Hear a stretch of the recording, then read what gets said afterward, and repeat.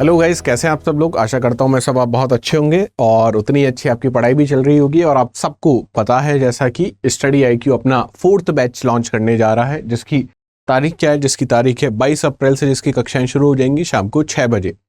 तो आप में से बहुत लोग ऐसे थे जो अभी तक एडमिशन नहीं ले पाए थे, किसी भी कारणवश। किसी को कुछ और दिक्कत थी, किसी के कुछ एग्जाम थे, किसी को ये तसल्ली नहीं थी कि टीचर्स यहाँ कैसा पढ़ाएंगे। तो यूट्यूब पे लगभग सभी अध्यापकों की, जो सभी फैकल्टीज़ हैं, उन सब लोगों की कक्षाएं उपलब्ध हैं और अब आपने वो देख ली होंगी और आप पूरी तरीके से उनसे सेटिस्फाई भी हैं, जैसा कि कमेंट सेक्शन में आप लोग बताते हैं, जैसा कि आप इंस्टाग्राम के मैसेजेस पे बताते रहते हैं।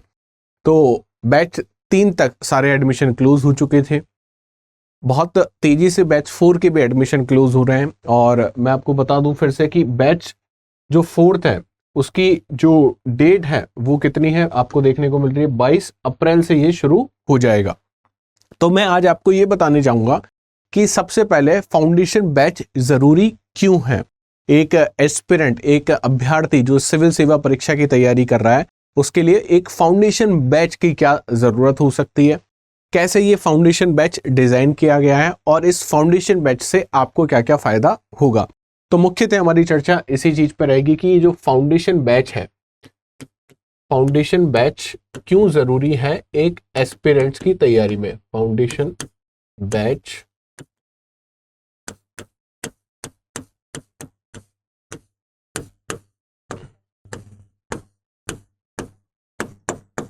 क्यों इस बैच का नाम फाउंडेशन रखा गया। फाउंडेशन का मतलब क्या होता है, फाउंडेशन का मतलब तैयारी में, सिविल सेवा परीक्षा की तैयारी में फाउंडेशन बैच का मतलब क्या होता है, वो सब हम आज देखेंगे। तो सबसे पहले चलते हैं, मैं बार बार आपसे ये बात करता हूं कि आप जब भी नोट्स भी बनाते हैं या जब भी उत्तर लेखन करते हैं, तो उत्तर लेखन से पहले आपको जब प्रश्न पढ़ना पड़ता है तो उसमें एक बात होती है कि आपको कीवर्ड पहचानना है। कीवर्ड क्या है, किस बारे में पूछ रहा है, बारे में पूछ रहा है या उसकी हमको विवेचना करनी है या उसके बारे में हमको सिर्फ समझाना है या उसके बारे पक्ष में हमको तर्क देने या विपक्ष में तर्क देने, ये सारी चीजें उस प्रश्न में कहीं ना कहीं छुपी होती हैं। तो वो जो एक छोटा सा शब्द होता है उसको कहा जाता है कीवर्ड, जिससे आप उस प्रश्न की जो आत्मा है, जो सोल है उस क्वेश्चन की, वो आप समझ जाएं। तो इसमें अगर इस पोस्टर की मैं बात करूं तो यहाँ पे जो आपको कीवर्ड देखने को मिल रहा है, आपको एक तो फाउंडेशन कोर्स आपको देखने को मिल रहा है, साथ ही साथ सामान्य अध्ययन आपको देखने को मिल रहा है। मैं ये भी उम्मीद करता हूं कि अभी तक आप सबके पास एक तो सिविल सेवा परीक्षा का पुराने सालों के प्रश्न पत्र रहे होंगे और साथ ही साथ सिलेबस भी आपके पास होगा। अगर नहीं है तब भी मैं मोटे मोटे तौर पे अगर आपको बताऊं तो सिविल सेवा परीक्षा के 3 चरण होते हैं। 3 चरण में जो पहला चरण है उसको कहा जाता है प्रारंभिक, या मैं उसको कहता हूँ प्री की परीक्षा। आम बोल चाल में इसको प्री की परीक्षा कहा जाता है। दूसरा जो एग्जाम होता है उसको कहा जाता है मेंस एग्जामिनेशन, मुख्य परीक्षा कहते हैं इसको। और तीसरा जिसको कहा जाता है पर्सनैलिटी टेस्ट, आम बोलचाल की भाषा में हम इसको साक्षात्कार कह देते हैं। तो यहां पे आपको सामान्य अध्ययन जो देखने को मिल रहा है, सामान्य अध्ययन आपको प्रारंभिक परीक्षा में भी देखने को मिलेगा, साथ ही साथ मुख्य परीक्षा में भी देखने को मिलेगा। और यहाँ पे बात की जा रही है क्या फाउंडेशन कोर्स। अब बात कर लेते हैं सर, ये फाउंडेशन का मतलब क्या होता है, क्यों फाउंडेशन है ये। तो हम बात करें फाउंडेशन। फाउंडेशन का अगर मीनिंग हम देखेंगे तो इसका मीनिंग आपको मिलेगा नींव। भाई हम लोग मकान जब बनाते हैं, इमारत जब खड़ी करते हैं तो सबसे पहले उसकी नींव खड़ी करते हैं, तो वो जो नींव होती है उसको कहा जाता है फाउंडेशन। अब एक सिविल सेवा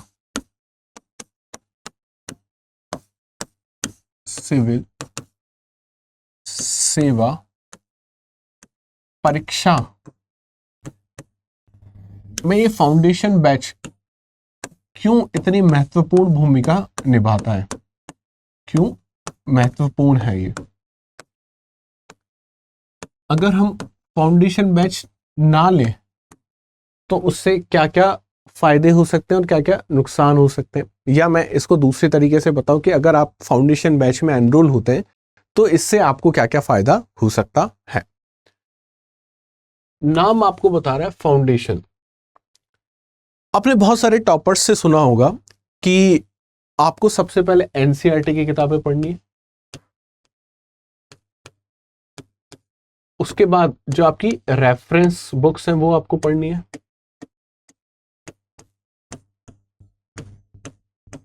इनको वो लोग कहते हैं कि बेसिक किताबें आपको पढ़नी है। टॉपर्स, आपने टॉपर्स टॉक्स बहुत सारी सुनी होंगी, स्टडी IQ IAS हिंदी के चैनल पे भी बहुत सारे टॉपर्स ने बहुत सारे इंटरव्यूज में आपने बहुत बार सुना होगा कि बेसिक बुक अपनी खत्म करो उसके बाद रेफरेंस बुक पे जाओ। ये जो बेसिक चीज है, या बार बार ये कहते हैं कि आप अपनी बेसिक स्ट्रांग करिए। अगर आपके बेसिक स्ट्रांग हैं तो आप बहुत अच्छे से इस परीक्षा में परफॉर्म कर सकते हैं, लेकिन अगर आपके इस बेसिक स्ट्रांग नहीं है तो आप इस परीक्षा में बहुत अच्छे से क्या नहीं कर पाएंगे, बहुत अच्छे से नंबर नहीं ला पाएंगे, या मैं कहूँ बहुत अच्छी रैंक आपको नहीं मिल पाएगी। तो बेसिक चीजें आपकी क्या होनी चाहिए, स्ट्रांग होनी चाहिए। इस बैच में क्या आपको कुछ बेसिक चीज देखने को मिलेगी? तो इस बैच के बहुत सारे फीचर्स हैं, उसमें से एक फीचर आपको देखने को मिल रहा है एनसीईआरटी सार आधारित लेक्चर्स और हैंडआउट्स।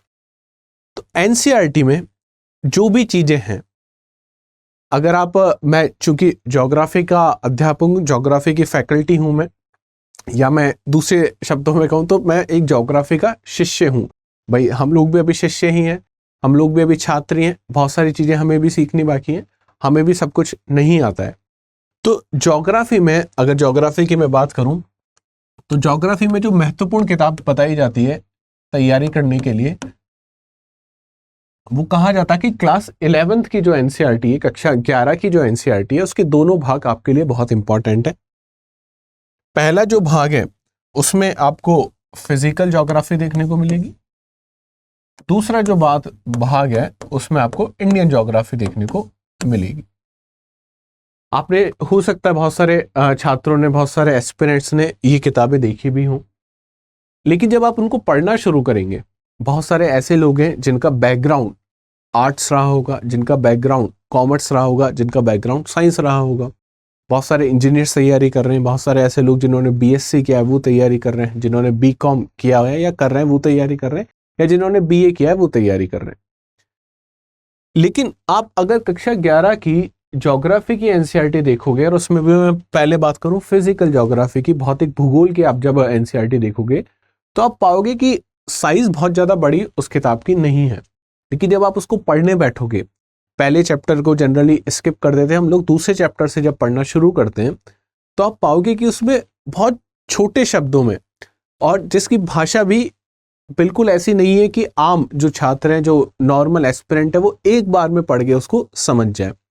इसका मतलब या तो आप उस किताब पे हर एक लाइन को 10 से 12 बार पढ़ें और तब समझें, या फिर इसका दूसरा अल्टरनेट ये हो सकता है कि जिस इंसान ने ये किताबें 10, 12 या 15 बार बहुत अच्छे से पढ़ी हुई हैं, जिसको पढ़ाने का भी अनुभव हो चुका है, आप उससे, उसकी गाइडेंस में ये किताब पढ़ें, और आप पाएंगे जब किसी की गाइडेंस आपको मिल जाती है, जब किसी की मेंटरशिप आपको मिल जाती है, तो वो चीज़ें जो आपको शुरुआत में बहुत डिफिकल्ट लग रही थी, वो चीज़ें आपके लिए बहुत आसान हो जाती हैं। साथ ही साथ जो यूपीएससी सिविल सेवा परीक्षा है, इसमें यह कहा जाता है कि कोई भी सब्जेक्ट अकेला नहीं है। इसका मतलब अगर आप ज्योग्राफी पढ़ रहे हैं, आप भूगोल पढ़ रहे हैं, आप अर्थशास्त्र पढ़ रहे हैं, आप इकोनॉमिक्स पढ़ रहे हैं, आप इंटरनेशनल रिलेशंस पढ़ रहे हैं, आप हिस्ट्री पढ़ रहे हैं, ये सब एक दूसरे से जुड़े हुए हैं। ऐसा नहीं है कि आप इकोनॉमिक्स को बिना ज्योग्राफी के पढ़ लें, या इंटरनेशनल रिलेशन को बिना ज्योग्राफी के पढ़ लें। मैं फिर से उस बारे में, इंटरनेशनल रिलेशन की एक और चर्चा आपको यहीं पे कर देता हूं। आपको सबको पता है कि करीब 1 साल हो चुका है रशिया और यूक्रेन युद्ध को छिड़े हुए। उसके पीछे सिर्फ कारण इकोनॉमिक्स का नहीं हो सकता एक कारण, उसके पीछे सिर्फ कारण ज्योग्राफी का नहीं हो सकता, उसके पीछे सिर्फ कारण हिस्ट्री का नहीं हो सकता। ये सारे कारण मिलके उस युद्ध का कारण बने। हिस्ट्री का कैसे कारण बना? 1991 में सोवियत संघ टूटा, उसके बाद ये एक हिस्ट्री का कारण हो गया। इकोनॉमिक्स आप देखेंगे, जो यूक्रेन है उसमें बहुत सारे नेचुरल रिसोर्सेज आपको देखने को मिलेंगे, वहां पे माइनिंग बहुत अच्छे से कर सकते हो आप। ज्योग्राफी में आप देखोगे कि कोयला और लोहे के बहुत बड़े बड़े भंडार वहां पे देखने को मिलेंगे। तो आप पाएंगे कि हर एक चीज जुड़ी हुई है। और अल्टीमेटली आपको एक बहुत अच्छा इंटरनेशनल रिलेशन, अंतर्राष्ट्रीय जो परिप्रेक्ष्य है उसका बहुत अच्छे से उत्तर लिख सकते हो। तो मेरा बताने का मतलब ये है कि सब चीजें जुड़ी हुई हैं। जनरली जब स्टूडेंट पहली बार तैयारी करता है, पहली बार मैं इसलिए कह रहा हूँ कि बहुत बार ऐसा होता है कि फर्स्ट अटेम्प्ट में आप सिर्फ ये सीख पाते हैं कि हमने क्या गलती की है। बहुत लोग फर्स्ट में सीखते हैं, बहुत लोग सेकंड में, बहुत लोग थर्ड में, और बहुत लोग ऐसे भी होते हैं जो फिफ्थ सिक्स्थ अटेम्प्ट में पहुंचने के बाद भी ये नहीं सीख पाते कि हम गलती क्या कर रहे हैं। जो आपके सामने यहाँ पे खड़ा है उसने ये बहुत अटेम्प्ट बहुत अच्छे से दिए हैं, बहुत आगे के स्टेजेस तक गए, इंटरव्यू तक वो लोग पहुंचे हैं, और उनकी जो गलतियां हैं वो गलतियां आपको बता पाएंगे, वो उनके एक्सपीरियंस से आप सीख पाओगे। और जीवन में सफलता का ये मूल मंत्र है कि या तो आप अपनी गलतियों से सीखो, अगर आप अपनी गलतियों से सीखोगे तो आपकी सफलता के बीच, आपकी और आपकी सफलता के बीच जो दूरी है वो थोड़ी बढ़ जाएगी, आपको अब ज्यादा समय लगेगा। वहीं पे अगर आप किसी और की गलती से चीजें सीख जाते हैं तो वो जो दूरी है वो कम हो जाएगी, अब समय आपको कम लगेगा। तो यहाँ पे इसका जो बेसिक सार मैं बताऊं तो इसीलिए इसको फाउंडेशन बैच कहा गया। क्यों? क्योंकि यहाँ पे आपको जो बेसिक चीजें हैं वो आपको बहुत अच्छे से समझाई जाएगी। यहाँ पे मैंने सिर्फ क्लास 11 का एक एग्जाम्पल लिया है। यहाँ पे आप देखेंगे कि जो क्लासेस हैं उसमें क्लास 6 से लेके 12 तक की एनसीईआरटी सभी का समावेश किया गया। मैं आपको समावेश इसलिए कह रहा हूं कि यहाँ पे ऐसा नहीं होगा कि क्लास 6 की एनसीईआरटी आपको अलग से पढ़ाई जा रही है, क्लास 7 की अलग से पढ़ाई जा रही है, नहीं, ऐसा नहीं होगा। लेकिन लेक्चर डिलीवर करते समय ऐसी चीजें जो क्लास 6 में है और जो यूपीएससी सिविल सेवा परीक्षा के लिए आपके लिए बहुत ज्यादा जरूरी है वो चीजें आपको बता दी जाएंगी। जो क्लास 7th में जरूरी है वो बताती जाएंगी। ये सारी चीजें आपका क्या करेंगे, आपका फाउंडेशन स्ट्रांग करेंगे, आपकी जो बेसिक नॉलेज है उसको क्या करेंगे, स्ट्रांग करेंगे। तो ये बहुत महत्वपूर्ण फीचर है इस बैच का। साथ ही साथ जब आप थोड़ा पढ़ना शुरू हो जाओगे, आपके पास कुछ नॉलेज एकत्रित हो जाएगी, कुछ ज्ञान आपका एकत्रित हो गया, तब बात आती है उत्तर लेखन की। क्यों उत्तर लेखन की बात आती है? तो आपको पता है प्रारंभिक परीक्षा के नंबर जो आपकी फाइनल मेरिट बनती है उसमें तो जुड़ते नहीं है। जो महत्वपूर्ण जो चीज है वहां पे मुख्य परीक्षा के नंबर है जिससे आपकी रैंक डिसाइड होगी। तो जो मुख्य परीक्षा है इसमें आपको क्या लिखना होगा, इसमें आपको उत्तर लिखने होंगे। मुख्य परीक्षा में आपको क्या लिखना होगा, उत्तर लिखने होंगे।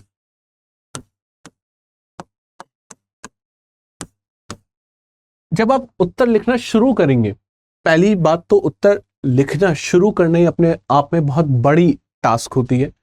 बहुत लोग ऐसे होते हैं जो उत्तर लिख ही नहीं पाते। वो लोग ये सोचते हैं कि मैं बहुत अच्छा उत्तर लिखूंगा, लेकिन मैं अच्छा उत्तर सिर्फ अपनी पेपर में लिखूंगा। अब मेरे पास जो कॉपी आएगी यूपीएससी जो भेजेगी मेरे को, मैं उसी में लिखूंगा, उससे पहले उत्तर नहीं लिखूंगा। तो सबसे पहले तो ये बहुत गलत प्रैक्टिस है।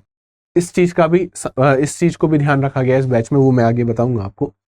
लेकिन जब आपने उत्तर लिख लिया है, इसके बाद चेक कैसे किया जाए, कौन चेक करेगा? जब आप उत्तर लिखेंगे तो आप पाएंगे। मैं मेरी बात बताता हूं, जब मैंने पहली बार अपना उत्तर लिखा था और उस उत्तर को लिखने में करीब करीब 8 घंटे मुझे लगे थे। 8 घंटे इसलिए कि मेरे को लगा कि मैं बहुत अच्छा उत्तर लिख के ही मानूंगा, और 8 घंटे में उस प्रश्न को लेके बैठा रहा और 8 घंटे में मैंने एक उत्तर लिखा। वो शुरुआती दौर की बात थी जब मैंने तैयारी करना शुरू किया था, करीब 15-17 दिन ही हुए थे, और मैंने 8 घंटे में एक उत्तर लिख के तैयार कर दिया। और उस समय मुझे लग रहा था कि मैंने बहुत अच्छा उत्तर ये लिख दिया है। लेकिन जब तैयारी में आगे बढ़े और तैयारी करते समय 3-4 महीने हो गए, 2-3 सब्जेक्ट मैंने कंप्लीट कर लिया, उसके बाद मुझे समझ में आया कि यार ये जो 8 घंटे मैंने दिए थे ये, और उसके बाद जो मैंने उत्तर लिखा था वो बहुत अच्छा उत्तर नहीं था। क्यों उत्तर नहीं था? क्योंकि उस समय मैं वो इतिहास का एक मैं उत्तर लिख रहा था, और इतिहास में मैंने देखा कि यार मैंने सिर्फ एक इतिहास का एक बहुत छोटा सा भाग उसमें सम्मिलित किया है। बाकी मैंने उसमें ज्योग्राफी, भूगोल का बारे में कुछ नहीं बताया था, मैंने इंटरनेशनल रिलेशन उसके बारे में नहीं बताया था, मैंने उसके में इकोनॉमिक्स के बारे में नहीं बताया था, मैंने उसमें सोशियोलॉजी, समाजशास्त्र के बारे में उसमें नहीं बताया था कि किस प्रकार का समाज था, इस प्रकार। तो मैंने वो अधूरा उत्तर लिखा और उसको भी लिखने में मुझे 8 घंटे लगे। लेकिन उस दिन मैं उस बात को लेके बहुत सेटिस्फाई था जिस दिन मैंने आंसर लिखा कि मैंने बहुत अच्छा उत्तर लिख दिया है। तो अब ये उत्तर जो आपने लिखा है इसको चेक कौन करेगा, इसमें क्या क्या आपने बहुत अच्छा लिखा है और कौन सी ऐसी जगह है जहां पे किसकी जरूरत है, जहां पे सुधार की जरूरत है। आप जिससे और अच्छे से आप क्या कर सकते हो, इस उत्तर को अपने को सुधारा जा सकता है। तो इस बैच में एक और फीचर आपको देखने को मिलेगा, वो आपको देखने को मिल रहा है मेंटरशिप। मेंटरशिप का फीचर इस चीज के लिए आपके लिए बहुत जरूरी है। आपके पर्सनल मेंटर्स होंगे, वो मेंटर्स क्या करेंगे, आपकी हर एक चीज पे, मैं कहूं जैसे पीटीएम होती थी, आपने पेरेंट्स टीचर मीटिंग जिसको कहते हैं, उसमें बच्चे की प्रोग्रेस रिपोर्ट डिस्कस की जाती थी। तो आपके दिन का, आपके सप्ताह का, आपके महीने का जो प्रोग्रेस रिपोर्ट है वो आपको मेंटर्स आपको बताते जाएंगे। यहाँ पे सिर्फ यही चीज नहीं होगी कि वो आपको बताएंगे, आपके साथ वो डिस्कस करेंगे कि आपको कहाँ कहाँ पे सुधार की आवश्यकता है। घर में अगर किसी के घर में कोई बड़े भाई बहन अगर सिविल सेवा परीक्षा की तैयारी कर चुके हैं और उसका छोटा बहन या छोटे भाई भी उसी तैयारी में आगे बढ़ रहे हैं, तो आप पाएंगे कि बहुत आसानी हो जाती है उन लोगों के लिए, क्योंकि उनको बहुत सारी चीजें पता होती है और वो अपने छोटे भाई बहनों को बता देते हैं। लेकिन जिन घरों में ऐसी सुविधा नहीं है, क्या वो लोग आईएएस आईपीएस नहीं बन रहे? तो वहां पे जरूरत होती है इस मेंटरशिप की। ऐसे लोग जो आपको बता सकें कि क्या सही है, क्या गलत है, सही में भी क्या ऐसी चीज है जो आपको करनी ही चाहिए, क्या ऐसी चीज है जो आपको छोड़नी चाहिए, अगर जो चीज सही नहीं है उसमें कैसे सुधार करके उसको सही किया जा सके। क्योंकि आप देखेंगे ये जो परीक्षा की तैयारी है, आप यहाँ पे भी पाएंगे 13 से 14 महीने का बैच होगा आपका, जहां पे आपको लाइव क्लासेस मिलेंगी। हर दिन एक सेम मोटिवेशन नहीं रहता। मोटिवेशन अंदर से जब आता है तो वो हो सकता है कि एक दिन बहुत ऊपर है आपका मोटिवेशन और दूसरे ही दिन या मैं कहूँ कुछ दिनों बाद वो मोटिवेशन ठंडा हो गया, वो उत्साह जो था वो ठंडा हो चुका है। तो बार बार इस एग्जाम की तैयारी में आपको उस मोटिवेशन की जरूरत पड़ेगी। हालांकि ये मोटिवेशन जो होता है ये आंतरिक होता है, आपके अंदर से आता है, लेकिन आग लगने के लिए चिंगारी की जरूरत होती है। तो वो जो चिंगारी है वो यहाँ पे आपको ये मेंटर्स जो आपके होंगे वो प्रोवाइड करते जाएंगे। मैं अगर बहुत ही रफ सेंस में ये बताऊं तो मैं ये कह सकता हूं, आप इनको बिल्कुल वैसा समझ सकते हो कि आपके घर का एक सदस्य है जिसने सिविल सेवा परीक्षा की साक्षात्कार का अनुभव किया हुआ है और वो अब आपको गाइड कर रहा है। वो आपको ये बता रहा है कि आपने जो उत्तर लिखा है उसमें क्या किन किन सुधारों की आवश्यकता है। वो आपको ये बता रहा है कि इस उत्तर में आपको और क्या क्या चीजें जोड़नी चाहिए। वो आपको ये बता रहा है कि जो आपने उत्तर लिखा है इसमें डायग्राम कैसे बनने चाहिए, इसमें फ्लो चार्ट कैसे बनना चाहिए, इसमें आप कैसे इन्फोग्राफिक्स को जोड़ सकते हो। तो ये सारी चीजें आपको कौन बताएगा? ये आपके मेंटर्स बताएंगे। पर्सनली मेरा माने तो हालांकि ये सारे जो आपको फीचर्स दिख रहे हैं वो सभी बहुत महत्वपूर्ण हैं, लेकिन पर्सनली मेरे को सबसे अच्छा इस बैच का फीचर लगता है ये मेंटरशिप वाला। ये हो सकता है आपको भी लगे, जब आप तैयारी में आगे बढ़ जाएंगे तब आप पाएंगे कि यार कोई ऐसा इंसान मुझे चाहिए जो मेरे को हर बार गाइड करता हुआ चले। गाइडेंस से चीजें बहुत आसानी से हो जाती हैं।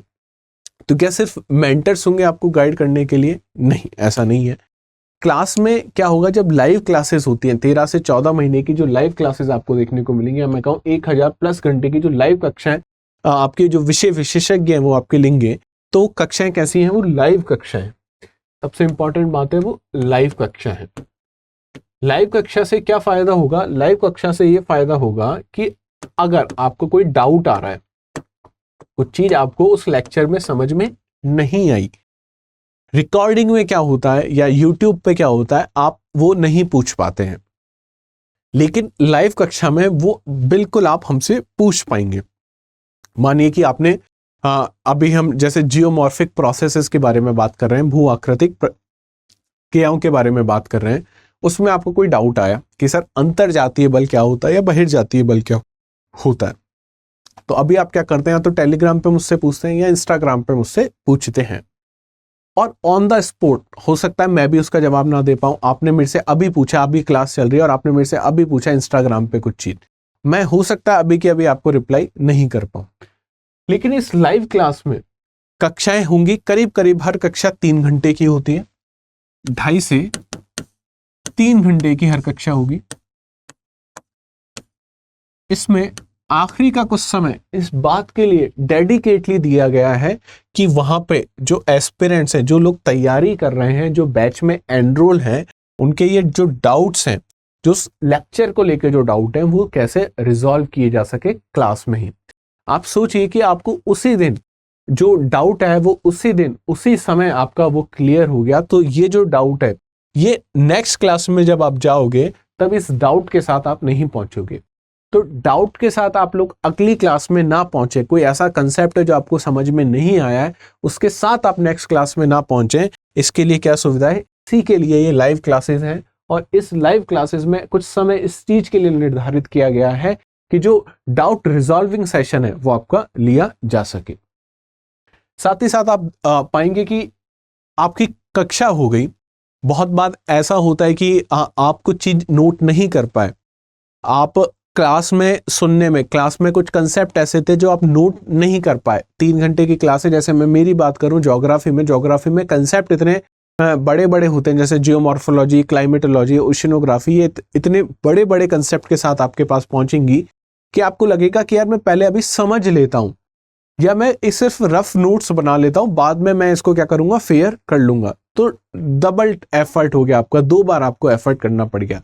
तो इसके लिए क्या स्टडी IQ IAS हिंदी ने आपके लिए सुविधा करी है कि इसके लिए आपको जो हस्तलिखित नोट्स हैं, जो उसी क्लास के नोट्स हैं, आपके साथ ही हमारे जो लोग हैं वो आपके साथ ही क्या है, वो क्लास देख रहे हैं और उनको वो नोट्स आपको बना के दे रहे हैं। वो अच्छे नोट्स क्यों होंगे, क्योंकि जो लोग ये आपको नोट्स बना के देंगे इनको इंटरव्यू या मेंस मुख्य परीक्षा का काफी सालों का अनुभव है। तब इनको अनुभव है तो उन्हें ये पता है कि जो कंसेप्ट है इसमें से कौन सी ऐसी चीज है जो मुख्य परीक्षा या प्रारंभिक परीक्षा के लिए जरूरी है और उनको किस तरीके से लिखा जा सकता है। तो ये जो हस्तलिखित नोट्स है ये आपको रिवीजन करने में या कंसेप्ट समझने में, अब कंसेप्ट समझा आपने क्लास में, लेकिन आप 1 महीने बाद फिर से उस कंसेप्ट पे पहुंचे और आपको लग रहा है मैं कुछ ना कुछ मिस कर रहा हूं, तो 2 ऑप्शन है आपके पास। या तो आप वापस से, ये क्लासेस आपके पास रहेंगे, आप वापस से इस क्लास को देखो और 3 घंटे की जो क्लास है उसको वापस से देख के अपना डाउट रिजॉल्व करो। या एक शॉर्टकट इसका ये है कि जो नोट्स किसी एक्सपीरियंस इंसान ने बनाए हैं उस नोट्स में से आपने देखा और पाया कि हाँ ये क्लास की PPT थी, इसमें सर ने ये बताया था और इस हैंड रिटन नोट्स में ये चीजें लिखी हुई हैं, तो हाँ मेरा डाउट क्लियर हो गया। तो इस जो डाउट है वो आपका यहाँ पे भी रिजॉल्व हो गया।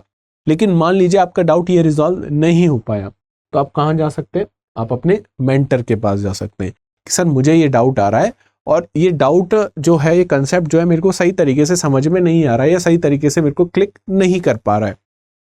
मेंटर्स आपके डाउट को क्लियर करने की कोशिश करेंगे। मान लीजिए कोई डाउट ऐसा है जो आपके मेंटर से आप सेटिस्फाई नहीं हो पा रहे हैं, आपको लग रहा है कि नहीं यार जो चीज मुझे चाहिए वो कहीं ना कहीं मिस हो रही है, तो मेंटर्स के बाद जो आपका डाउट है वो डायरेक्टली कहाँ पे पहुंच जाएगा, फैकल्टी के पास पहुंच जाएगा। और फैकल्टी किसी भी माध्यम से, कुछ टेक्स्ट के माध्यम से या कुछ लाइव कॉल के माध्यम से आपका वो डाउट क्या करेगी, रिजॉल्व कर देगी। अगर क्लास में ही डाउट आया तो क्लास का आखिरी का समय जो होगा उसमें तो आप लाइव डाउट्स पूछ ही सकते हैं, लेकिन उस क्लास में आप नहीं पूछ पाए, 1 महीने बाद आप उसको पढ़ रहे हैं और वो डाउट वहां पे आपको क्लिक करा, तो आपके पास इतने सारे ऑप्शन है। पहले आप नोट्स से अपना डाउट रिजॉल्व कर लें, नोट्स के बाद अपने मेंटर्स के पास चले जाएं, वो आपका डाउट रिजॉल्व करेंगे। और फिर भी आप उससे भी सेटिस्फाई नहीं है तो फैकल्टी जो रेस्पेक्टिव जो सब्जेक्ट है उसकी जो फैकल्टी है वो आपका डाउट क्या करेगी, रिजॉल्व कर देगी। ये बात हुई पढ़ने की कि कैसे कैसे पढ़ाई होगी, लेकिन क्या हम सही तरीके से पढ़ रहे हैं, क्या जो हमने पढ़ा वो हमें समझ में आया। आप पाएंगे कि जब जब क्लासेस चलती रहती हैं और हम लोग एक पैसिव लिसनर की जैसे अगर सुन रहे हैं तो हमको लगता है कि यार हमें बहुत अच्छे से चीजें समझ में आ रही हैं, कोई दिक्कत नहीं है। लेकिन हमको सिर्फ ऐसी तैयारी नहीं करनी है, हमको कैसी तैयारी करनी है, ऐसी तैयारी करनी है जो इस परीक्षा में आपको क्या करा सके, उत्तीर्ण करा सके। तो क्लास के बाद आपको क्या होगा, कक्षा पे आधारित आपको क्या दिए जाएंगे, MCQ प्रश्न दिए जाएंगे। आपको पता होगा प्रारंभिक परीक्षा में MCQ प्रश्न आते हैं, मल्टीपल चॉइस क्वेश्चंस होते हैं, आपके पास 4 ऑप्शन होते हैं, एक आपको टिक करना है उसमें। तो प्रारंभिक परीक्षा की तैयारी जो है आप पाएंगे कि क्लास के साथ साथ होती जा रही है। साथ ही साथ आप देखेंगे उत्तर लेखन कार्यक्रम, उत्तर आपको हर क्लास में जो भी टीचर है, जो भी सब्जेक्ट के टीचर हैं, वो क्लास में आपको मेंस का एक क्वेश्चन देंगे जो क्लास पे जो टॉपिक उन्होंने पढ़ाया उससे रिलेटेड, और नेक्स्ट क्लास में या अगर समय है तो उसी क्लास में, जनरली उसी क्लास में इसलिए नहीं करते कि आपको समय दिया जा सके कि आप अपने हिसाब से पहले उत्तर लिखें और फिर नेक्स्ट क्लास में उस उत्तर को डिस्कस किया जा सके। कि इसका कितने अच्छे तरीके से हम लोग और आंसर इसका लिख सकते हैं, या आपने जो लिखा है उसके अलावा और कितने तरीके हो सकते हैं इस उत्तर को लिखने के लिए। तो इसको कहा जाता है उत्तर लेखन प्रोग्राम। मैं इसको और फैंसी शब्द में कहूं तो आंसर राइटिंग प्रैक्टिस प्रोग्राम इसको कहते हैं, उत्तर लेखन कार्यक्रम। तो ये भी आपको आपके अनुभवी जो शिक्षक है और विशेषज्ञों द्वारा, इसका मतलब मेंटर्स द्वारा और जो फैकल्टीज के द्वारा आपको प्रारंभिक परीक्षा की तैयारी भी आपकी क्लास के साथ हो रही है और मुख्य परीक्षा की तैयारी भी आपकी क्लास के साथ हो रही है। इससे क्या फायदा होगा? इससे ये फायदा होगा जब आप प्रारंभिक परीक्षा अपनी उत्तीर्ण कर चुके हैं और जब आप मुख्य परीक्षा देने जाएंगे तो बीच का इतना ज्यादा समय नहीं होता है कि आप सारी चीजें, या मैं कहूँ आंसर राइटिंग उस समय उन 3 महीनों में आप सीख पाए। तो आप क्लास के साथ ही अगर आंसर राइटिंग सीख गए तो आपको उस समय क्या करना होगा? सिर्फ उन आंसर्स की प्रैक्टिस करनी होगी, साथ ही साथ जो कंसेप्ट है उनको आप रिवाइज कर पाएंगे प्रारंभिक परीक्षा के बाद। तो ये बहुत इंपॉर्टेंट चीज है आपके लिए। इसके बाद ये क्या है? कॉम्पिटिटिव एग्जाम है। इसमें सिर्फ इस बात की अहमियत नहीं होती कि आप कितना पढ़ रहे हैं या आप कैसा पढ़ रहे हैं, इसमें आपको ये भी पता होना चाहिए कि आप अपना मूल्यांकन कैसे करें। मूल्यांकन का मतलब यहाँ पे क्या है कि आपके साथ जो और लोग तैयारी कर रहे हैं, जो और लोग परीक्षा में आपके साथ बैठेंगे, उनके मुकाबले आप कहाँ पे खड़े हैं। तो इसके लिए आपको साप्ताहिक आपको टेस्ट सीरीज दी जाएगी। साप्ताहिक टेस्ट आपको मिलेंगे, वीक में एक टेस्ट हो जाएगा आपका, जिससे आप ये मूल्यांकन कर पाएंगे कि आप कहाँ पे स्टैंड कर रहे हैं, किन लोगों से आप आगे हैं और कितने लोगों से आप पीछे हैं। साथ ही साथ इसमें प्रीलिम्स टेस्ट सीरीज भी इंक्लूडेड है। प्रीलिम्स टेस्ट सीरीज मतलब यहाँ पे आपको एमसीक्यू मिलेंगे और यहाँ पे आपको साप्ताहिक रिवीजन टेस्ट मिलेंगे।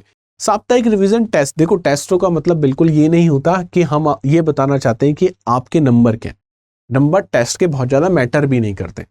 आपको अपना मूल्यांकन करना है कि मैंने जो चीजें पढ़ी वो क्या मैंने सही तरीके से पढ़ी है या नहीं पढ़ी है, क्या टेस्ट के जो सवाल है मैं उनको हल कर पा रहा हूं या नहीं कर पा रहा हूं, जो मैंने प्रश्न आज से पहले देखे थे उनके अलावा इस कंसेप्ट को लेके और कितने कितने प्रश्न बन सकते हैं। तो मुख्य जो उद्देश्य होता है वो टेस्ट का ये होता है। साथ ही साथ बहुत सारे बच्चों को ये उत्सुकता होती है कि जब हम आईएएस ऑफिसर बन जाएंगे, आईपीएस ऑफिसर बन जाएंगे तो कैसी लाइफ होगी, या मैं कहूं कि जो लोग आईएएस आईपीएस पहले बन चुके हैं उन्होंने कैसे तैयारी करी। तो वो जो अपना ज्ञान है अपनी खुद की वाणी से आपको देंगे। तो इसीलिए इस सेशन का नाम रखा गया है ज्ञान वाणी सत्र। जो वरिष्ठ अधिकारी हैं या जो सफल उम्मीदवार हैं वो यहाँ पे आपसे चर्चा करेंगे, वो अपनी स्ट्रेटेजी बताएंगे कि उन लोगों ने कैसे तैयारी करी, और जो स्ट्रेटेजी आपकी स्ट्रेटेजी के साथ फिट हो जाती है आप उसको क्या कर सकते हैं, अडॉप्ट कर सकते हैं। प्रारंभिक परीक्षा के 2 पेपर होते हैं, आपको पता है, एक जीएस का पेपर होता है सामान्य अध्ययन का, दूसरा सीसेट का पेपर होता है। सीसेट का पेपर आजकल लोगों के लिए बहुत दुविधा बन चुका है। बहुत सारे ऐसे लोग हैं जो उन्होंने जीएस में बहुत अच्छा स्कोर किया है, कट ऑफ से 20-20 नंबर वो ऊपर पहुंच रहे हैं, लेकिन सीसेट में जो 66 नंबर चाहिए वो नहीं आ पा रहे। तो इस बैच में, इस फाउंडेशन बैच में इस बात का भी ध्यान रखा गया है कि सीसेट आपको डेली, करीब करीब डेली जो रिकॉर्डेड फॉर्म में क्लासेस हैं वो आपको मिल जाएं। सीसेट का पूरा सिलेबस इस बैच में इंक्लूडेड है। तो अब आप ये समझ पा रहे होंगे मैंने वो क्यों कीवर्ड आपको बताया था सामान्य अध्ययन। तो सामान्य अध्ययन में सिर्फ जीएस नहीं है, यहाँ पे आप देख पा रहे हैं सीसेट भी आपको देखने को मिलेगा। उसके बाद एसआईपी सीरीज है, सक्सेस इन प्रीलिम्स। आप पाएंगे कि पिछले 3 या 4 सालों में प्री को लेके बहुत ज्यादा घबराहट का माहौल बना हुआ है। हालांकि सिर्फ मैं इसलिए कह रहा हूं कि ये सिर्फ माहौल बना हुआ है, लेकिन फिर भी बहुत सारे उम्मीदवार ऐसे होते हैं जिन्होंने बहुत अच्छी आंसर राइटिंग प्रैक्टिस कर ली है, बहुत नॉलेजेबल है, लेकिन फिर भी प्री में पास नहीं हो पा रहे। कुछ चीजें ऐसी जो प्री में उनको अटका दे रही है। तो ये चीज हमारे साथ ना हो, इसके लिए इसी बैच में आपको एसआईपी प्रोग्राम में इंक्लूड किया गया, जिससे आप प्रीलिम्स में एश्योर अपनी सक्सेस सुनिश्चित कर सके, अपनी जो सफलता है उसको सुनिश्चित कर सकें। इसके लिए एसआईपी, जैसे आपको पता होगा लक्ष्य का प्रोग्राम अभी यूट्यूब पे चल रहा है, जिसमें बहुत सारे ऐसे प्रश्न आपको कराए जाते हैं जो या तो पिछले सालों में आ चुके हैं या फिर ऐसे जो आ सकते हैं। इस तरीके की चीजें आपको बताई जाएंगी यहाँ पे एसआईपी के प्रोग्राम में। और इसके साथ ही कोर्स की जो वैधता है, देखो 2 चीजें मैं आपको बता दूं यहाँ पे। एक जिसको कहा जाता है वैलिडिटी, या इसको मैं कहूंगा वैधता। इस कोर्स की जो वैधता है वो कितनी है, वो है 2 साल। इसका मतलब ये है कि 2 साल तक आप इस कोर्स को कहीं पे भी किसी भी डिवाइस पे देख सकते हैं। तो क्या सर 2 साल लाइव क्लासेस आप देख पाएंगे? नहीं, देखो लाइव क्लासेस आपकी 13 से 14 महीने लाइव क्लासेस आपकी चलेंगी।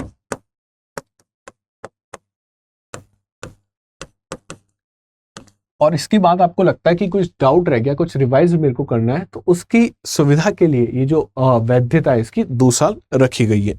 अब 13 से 14 महीने कैसे क्लासेस चलेंगी? तो 13 से 14 महीने क्लासेस कुछ इस प्रकार चलेंगी। ये है आपका 4th बैच का जो मैं कहूँ टाइम टेबल जिसको कह सकते हैं, वो आपको देखने को मिल रहा है। 24 अप्रैल से आपका बैच शुरू हो रहा है। उससे सबसे पहले ओरिएंटेशन क्लास मिलेगी आपको 22 अप्रैल को। उसके बाद 24 अप्रैल को आप देख रहे हैं राज्य व्यवस्था, जिसको पॉलिटी कहा जाता है। अमरेंद्र पांडे सर आपकी पॉलिटी से शुरुआत करेंगे। उसके बाद पॉलिटी के बाद आपको देखने को मिलेगा हिस्ट्री में भी मॉडर्न हिस्ट्री और पोस्ट इंडिपेंडेंस हिस्ट्री आपको देखने को मिलेगी, जिसकी विरत दुबे सर क्लास लेंगे। 13 जून से 3 अगस्त तक मैं क्लास लूंगा ज्योग्राफी और आपदा प्रबंधन की। अब इस चीज को कहा जाता है, जिसको आप कहते हैं माइक्रो मैनेजमेंट, जिसको बार बार कहा जाता है कि चीजों को माइक्रो मैनेज कैसे करना है। आपको यहाँ देखने को मिल रहा है, चूंकि मैं ज्योग्राफी का टीचर हूं तो ज्योग्राफी में मैं आपको बता सकता हूँ, भूगोल और आपदा प्रबंधन आपको देखने को मिल रहा है। तो सर हमने आपदा प्रबंधन अलग से कहीं पे क्यों नहीं फिट कर दिया, भूगोल के साथ क्यों किया? अगर आप भूगोल जब पढ़ेंगे, जब हम फिजिकल ज्योग्राफी, और फिजिकल ज्योग्राफी में अपनी बात हुई है जैसे जियोमॉर्फोलॉजी, क्लाइमेटोलॉजी, ओशियनोग्राफी, इन सब चीजों को पढ़ेंगे, तो मैं यहाँ पे आपको भूकंप के बारे में समझाऊंगा, यहाँ पे ज्वालामुखी के बारे में समझाऊंगा, क्लाइमेटोलॉजी में चक्रवातों के बारे में समझाऊंगा, ओशियनोग्राफी में सुनामी के बारे में बताऊंगा। तो ये बहुत सारी चीजें हम लोग डिस्कस करते हुए चलेंगे। ये सब क्या है? आपदा है। इन सब का प्रबंधन होना चाहिए। आप एक जिला कलेक्टर बनेंगे और जिला कलेक्टर की जिम्मेदारी होती है कि इस आपदा का क्या करें, वो प्रबंधन करें, डिजास्टर को मैनेज करें।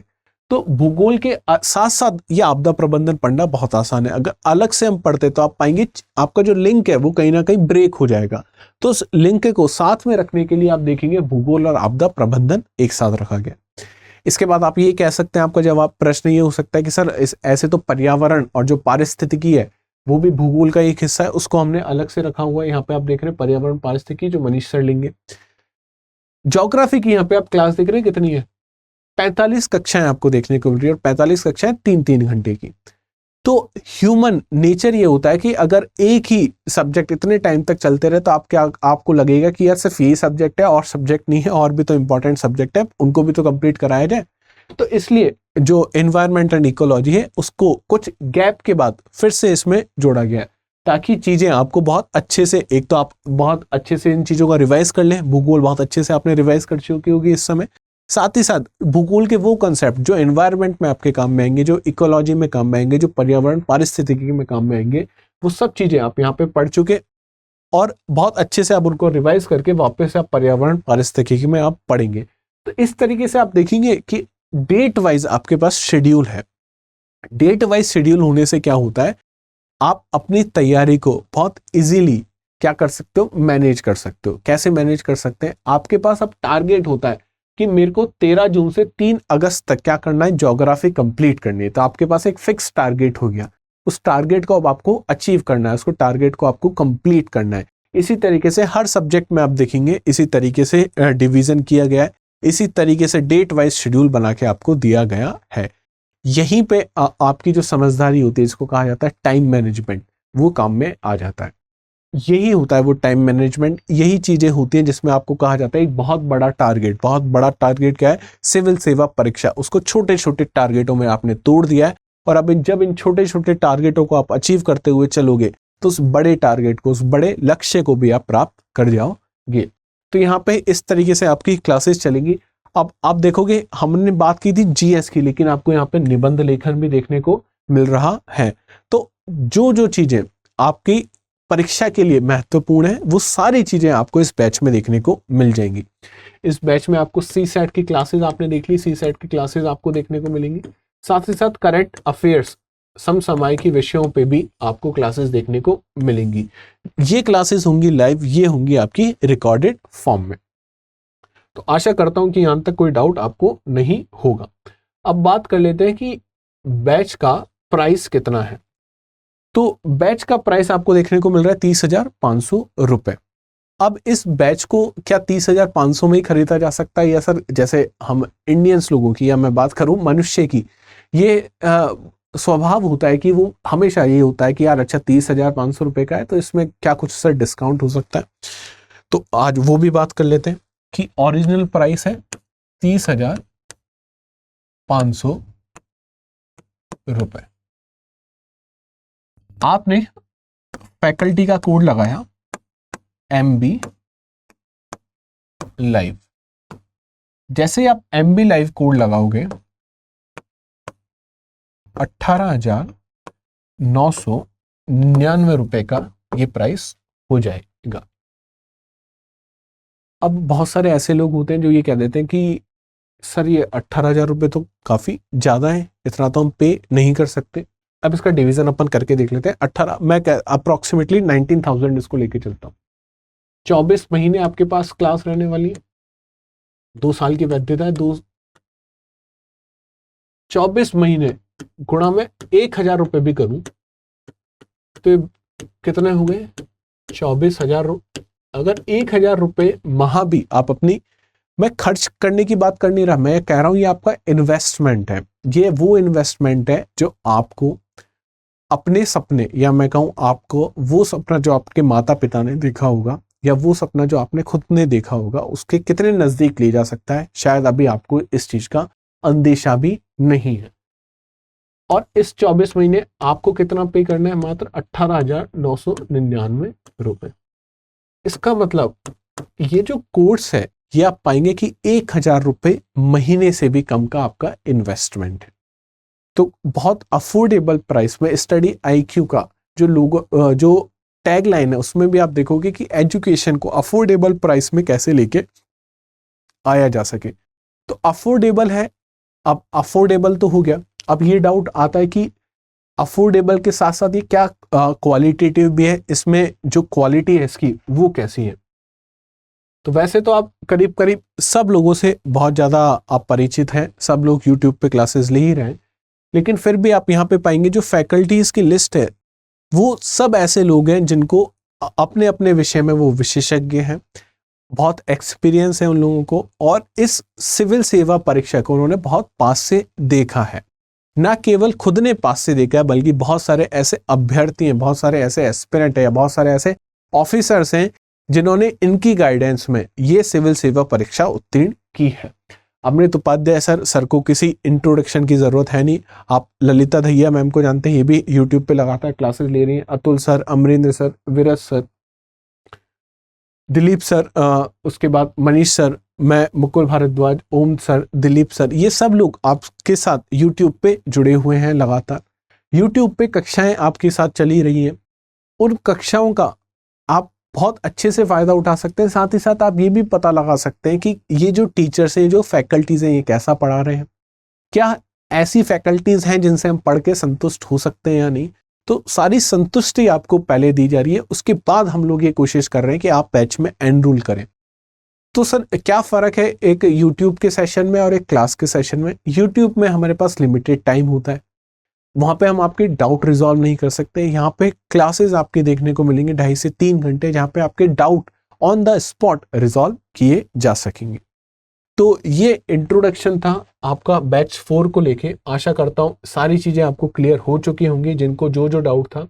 बस ध्यान आपको ये रखना है कि 22 अप्रैल से आपकी कक्षाएं शुरू हो जाएंगी। 13 से 14 महीने का ये बैच है।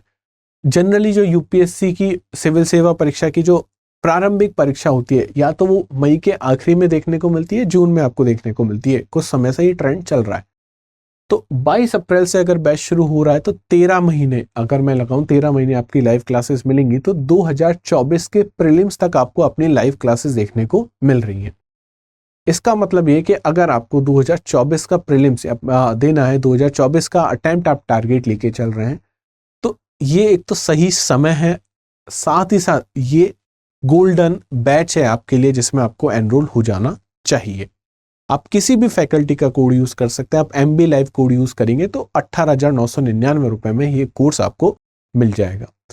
तो मैं ये उम्मीद करता हूं कि जो भी डाउट आपको इस फाउंडेशन बैच को लेके थे वो मैंने रिजॉल्व कर दिए होंगे। अगर फिर भी आपको लगता है कि हमारा ये डाउट है सर, ये रिजॉल्व नहीं हुआ है, तो आप कमेंट सेक्शन में हमें बता सकते हैं। साथ ही साथ मुझे पर्सनल इंस्टाग्राम पे भी और मेरे टेलीग्राम चैनल पे भी आप उस डाउट को पोस्ट कर सकते हैं। मैं कोशिश करूंगा उसका जवाब देने की, और हमारी टीम आपको कोशिश करेगी जवाब देने की। Study IQ IAS Hindi channel जो है उसको आप देख ही रहे हैं।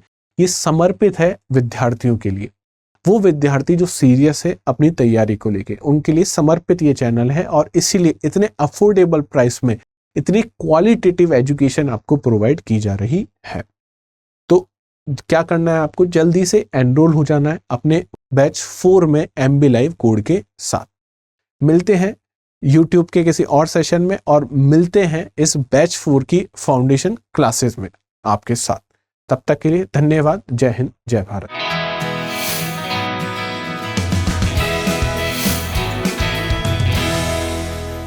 हिंदी में UPSC की तैयारी से संबंधित प्रोग्राम्स को देखने के लिए सब्सक्राइब करें स्टडी IQ IAS हिंदी।